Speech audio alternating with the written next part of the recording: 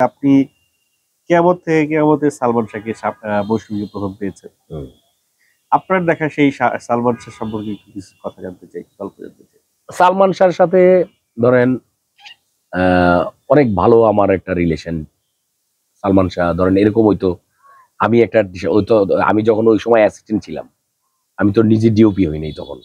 তো তখন ধরেন আমার ওই সময় না ধরেন একটু ইয়ে থাকতো, আমার পোশাক আশাক সব একটু হিরোদের মতো ছিল, মানে আমি একটু ওই টাইপে চলতাম। তো ধরেন আমার একটা টি শার্ট ভাল লাগছে, সালমান বলে যে শাইন তোর টি শার্টটা দিত। টি শার্টটা খুলে নিয়ে ছবির নাম বুকের ভিতরে আগুন, ঠিক আছে, আমার টি শার্ট খুলে নিয়ে ওপরে একটা শর্ট আছে দৃশ্য যে সামনে একটা গাছের মধ্যে এরকম করে শোয়া গানের একটা দৃশ্য। তো ওই যে ধরেন ধান খেতের ভিতর মাঝখান থেকে চলে আসবে ও আইসা, ঠিক আছে, ও চলে আসবে। ও হঠাৎ করে শিবলি ভাই বললো সালমান রিহার্সেল দাও। শিবলি ভাই রিহার্সেল দিয়েন না, দিলে সমস্যা আছে। কি কয় এটাও পরে বলবো আপনার। তো এটা বইলা ও আসছে, আইসা আমার কয় তোর টি শার্টটা দিত। টি শার্টটা খুলে নিয়ে ও পড়লো, পড়া শর্ট দিল, দিয়া আইসা ও করলো কি, আইসা মানে ইয়ের এই শাবনুরকে একটা কিস করছে।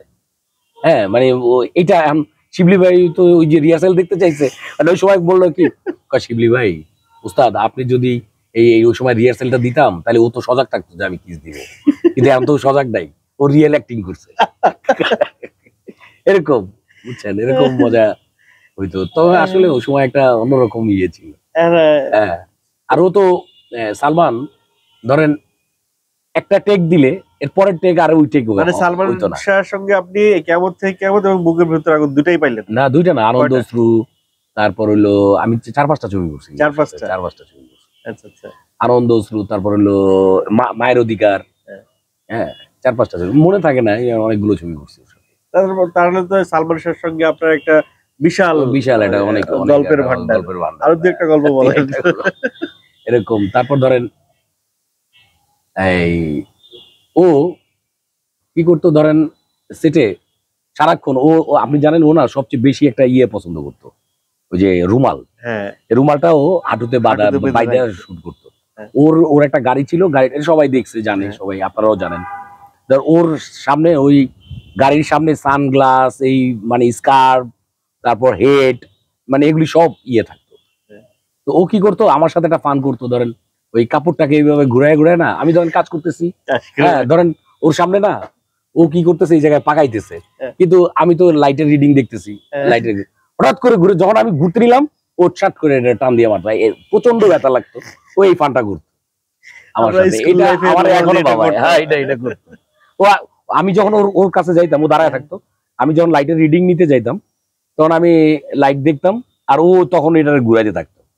হ্যাঁ আমি খেয়াল করতাম না, মানে আমি আগে বুঝতেই পারি না যে ও এটা এরকম একটা কাজ করবে। ও এরকম ঘুরাই ঘুরে যখন আমি যাইতে নিতাম তখন শার্ট করে বাইরে দিত আমার, এইভাবে ও এইটা মারতোই আমার দেখলেই খালি ওই। তার সঙ্গে তার গাড়িতে নিশ্চয়ই চড়ছেন? হ্যাঁ আমি অনেক গাড়িতে চড়ছি। হ্যাঁ অনেক, আমি খুব রাশ ড্রাইভ করতাম, অনেক গাড়িতে অনেক জোরে চালাইতো, কিন্তু ভালো চালাইতো, ড্রাইভ ভালো করতো, কিন্তু জোরে চালাইতো সব সময়।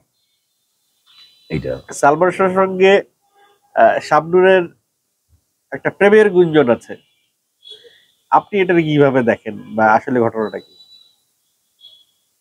আমি আসলে আমার জায়গা থেকে কি বলবো, তখন তো আমি আসলে ওই মানে ধরেন অতটুকু ওদের সাথে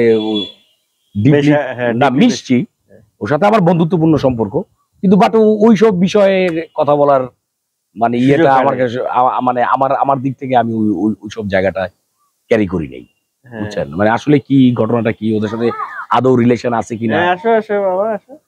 হ্যাঁ এই যে শাহিন ভাইয়ের মেয়ে না, হ্যাঁ সাইফান কই আসো। আর এই যে আর এক মেয়ে চলে এসছে, ওয়ালাইকুম দর্শক, ওয়ালাইকুম শাহিন ভাইয়ের দুই রাজকন্যা।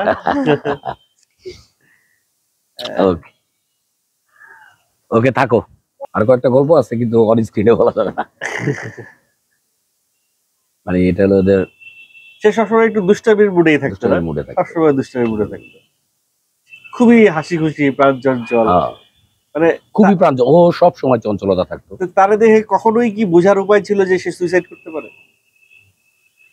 এই ধরনের ঘটনাই ঘটবে এটা মানুষের কোনো মানে বোধেই আসবে না যে ওইরকম এমন একটা মানুষ যে সুইসাইড করবে, এটা তো মানুষের মাথায় আসার কথাই না এরকম। তাহলে মানে তার সবচেয়ে অবাক যে এরকম সেলিব্রিটি তৈরি হয়ে গেছিল যে ও, যেটা যে ওর জন্য কত মেয়েরা, মানে 2-3টা মেয়ে তো মারা গেল, সুইসাইড করলো ওর জন্য। বিশাল বড়। আর অ্যাকচুয়ালি ও অনেক পাওয়ারফুল অ্যাক্টর ছিল। সালমান শাহ যখন খুব জনপ্রিয় হয়ে উঠলো, আমার চোখে 2টা অ্যাক্টর, মানে এটা আমি ভুলার মতো না। একটা হলো সালমান, আর একটা হলো ফরিদি ভাই, হুমায়ুন ফরিদি ভাই।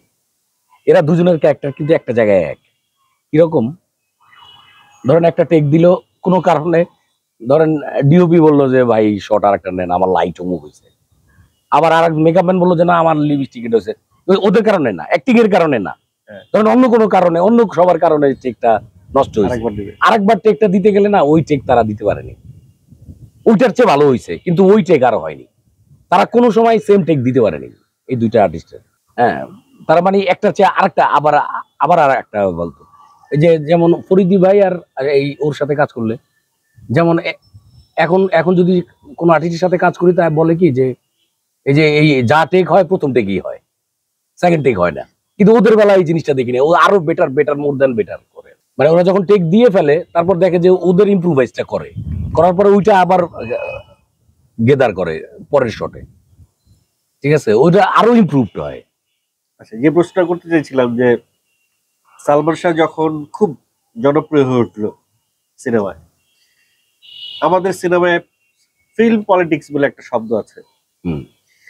তো আপনার দেখা মতে সালমান শাহ কি কি পলিটিক্সের শিকার হয়েছিল?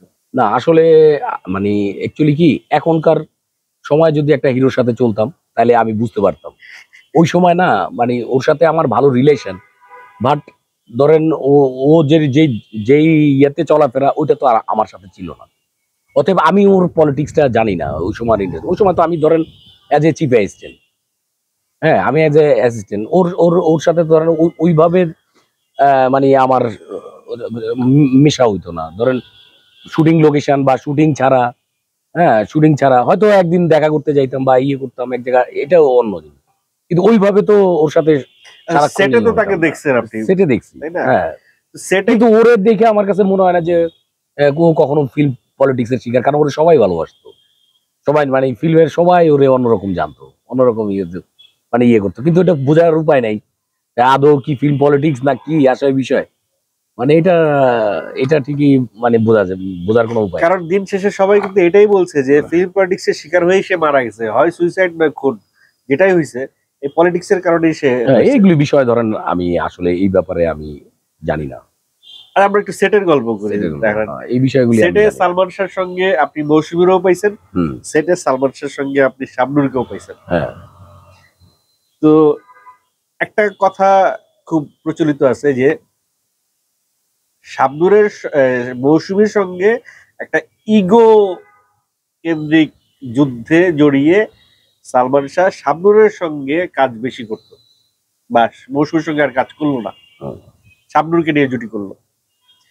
যে দুজনই হয়তো একটা জায়গায় ভাবতো যে কিয়ামত থেকে কিয়ামত হিট হয়েছে, একজন ভাবতো মৌসুমী ভাবতো মৌসুমীর কারণে, সালমান ভাবতো সালমানের কারণে, এবং মৌসুমীর মায়ের কিছু কথাবার্তা সবকিছু মিলিয়ে এরা আলাদা হয়ে গেছে। আসলে ঘটনাটা কি? না অ্যাকচুয়ালি ধরেন সালমানের জায়গা থেকে আমার কাছে মনে হয় না যে ওর জায়গা থেকে এরকম কোনো ইয়ে ছিল। এখন হয়তো ধরেন কি বলে ইয়ে ভাবতো মৌসুমীর জায়গা থেকে, মৌসুমীও তো এরকম ভাবতো না, কারণ ও কিন্তু অ্যাজ এ গুড অ্যাক্ট্রেস। তো ওর জায়গা থেকে ও ভাবছে কিনা যে ইয়েটা, কিন্তু ওরা শাবনূর আর মৌসুমী এই যে এইটা কিন্তু আমার কাছে মনে হয় যে মিডিয়ার একটা ব্যাপার, কিন্তু ওদের মধ্যে কিন্তু এই ক্ল্যাশটা ছিল না। কারণ আমি মোস্তাফিজুর রহমান মানিক সাহেবের ছবিতে দেখছি, মানিক ভাইয়ের ছবিতে যে শাবনূর মৌসুমী দুজন একসাথে কাজ করছে। ঠিক আছে, আমি মান্না ভাইয়ের কি ছবিটার নাম জানি ভুলে গেছি, ওই ছবিতেও তো শাবনূর মৌসুমী একসাথে কাজ করছে। তো অতএব ওদের মধ্যে আমার কাছে মনে হয় না যে এরকম কোনো বিষয় ছিল। এটা আসলে মিডিয়ার সৃষ্টি আমার কাছে মনে হয়।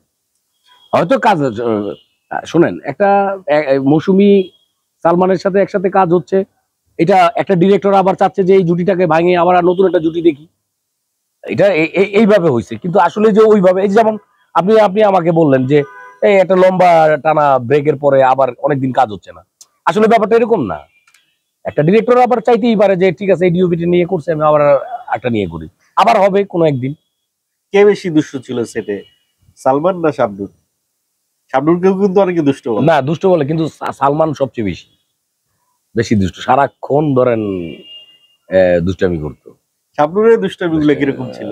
শাবনূরও ধরেন, শাবনূর ছিল ধরেন একটু জলি মাইন্ডের, ও ধরেন সবার সাথে মিলেমিশে প্রত্যেকটা সবার সাথে মিশতো, হ্যাঁ সবার সাথে মিশে ও মানে অন্যরকমের ইয়ে। কিন্তু ধরেন ও ও ও সবার সাথে ভালো সুসম্পর্ক রাখতো, কিন্তু একটা ক্লাসে ও দুষ্টামি ফাইজলামি করতো।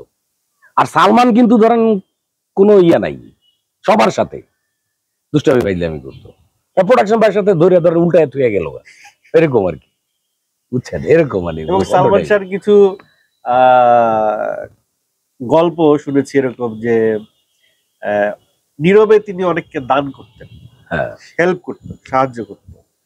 সিনেমায় একটা মোটা একটা ছেলে কাজ করতো, যে খাইতে না পাই না, পরে শুনছি মারা গেছে, তার পুরো দায়িত্ব ছিল সালমানের হাত, সালমান দেখতো তার তার খাওয়া দাওয়া, সিনেমায় নিয়ে আসা, সিনেমা অভিনয় করা। এরকম কোনো ঘটনা কি আপনি জানেন? না এগুলি আমি জানি না, এগুলি জানি না। আমার ওই ধরেন ওই যে শুটিং কেন্দ্রিক হলে আমি এগুলি জানি, কিন্তু আমি আসলে বাইরে খুব একটা, এখন যদি ধরেন একটা হিরোর ব্যাপারে জিজ্ঞেস করেন, একটা হিরোইনের ব্যাপারে জিজ্ঞেস করেন, আমি এটা জানি না, কারণ আমি এটা মেনটেনও করি না।